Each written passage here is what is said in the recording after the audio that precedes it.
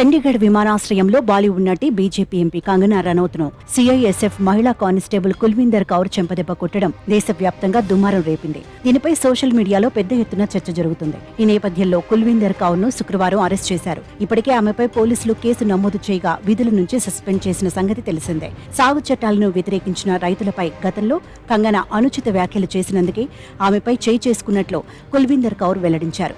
మరోవైపు కుల్వీందర్ కౌర్ కు పలు రైతు సంఘాలు మద్దతు ప్రకటించాయి. ఈ ఘటనపై సరైన విచారణ జరపాలంటూ పంజాబ్ డీజీపీని కోరతామని రైతు సంఘాల నాయకులు వెల్లడించారు.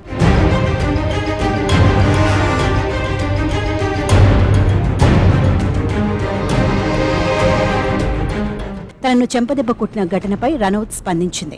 శుక్రవారం ఇన్స్టాగ్రామ్లో పోస్ట్ చేసి అనంతరం ఆ పోస్ట్ను ఆమె తొలగించింది. ఈ ఘటనపై మీరు వేడుక చేసుకుంటూ ఉండొచ్చు లేదా నిశ్శబ్దంగా ఉండొచ్చు. రేపు మీ దేశంలో లేదా ప్రపంచంలో మరో చోట మీరు వెళుతున్నప్పుడు ఇజ్రాయెల్కు చెందిన వారు కానీ పాలస్తీనాకు చెందిన వారు కానీ మీపైనో మీ పిల్లలపైనో దాడి చేస్తే నేను మౌనంగా ఉండను. మీ హక్కుల కోసం పోరాడతాను. అది మీరు చూస్తారు అని కంగనా రనౌత్ పేర్కొన్నారు. గతంలో పంజాబ్ రైతులు ఢిల్లీ సరిహద్దుల వద్ద చేసిన ఆందోళనలపై కంగనా రనౌత్ అనుచిత వ్యాఖ్యలు చేసింది. 100 రూపాయలు తీసుకుని వాళ్లందరూ ఆ ఆందోళనల్లో పాల్గొన్నారంటూ తన ట్వీట్లో పేర్కొంది.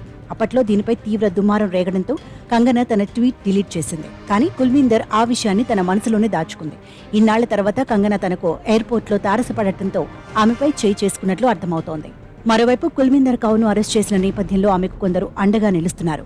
తాజాగా బాలీవుడ్ సింగర్, సంగీత దర్శకుడు విశాల్ దద్లాని సైతం ఆమెకు మద్దతు తెలిపాడు. తాను హింసను ప్రోత్సహించనని పేర్కొంటూనే ఆమె వ్యక్తిగత కోపాన్ని అర్థం చేసుకోగలనని పేర్కొన్నాడు. ఇదే సమయంలో ఆమె అంగీకరిస్తే ఉద్యోగం ఇప్పిస్తానని బంపర్ ఆఫర్ కూడా ప్రకటించాడు. సాధారణంగా ఫిల్మ్ ఇండస్ట్రీకి సంబంధించిన తారులకు ఇలాంటి అనుభవాలు ఎదురైనప్పటికీ దాదాపు ఇండస్ట్రీలో ఉన్న ఇతర సెలబ్రిటీలు వాళ్లకు మద్దతుగా దిగుతారు. కానీ విశాల్ ఇక్కడ కంగనాకి బదులు సిఐఎస్ఎఫ్ అధికారికి మద్దతు తెలపడం గమనార్హం.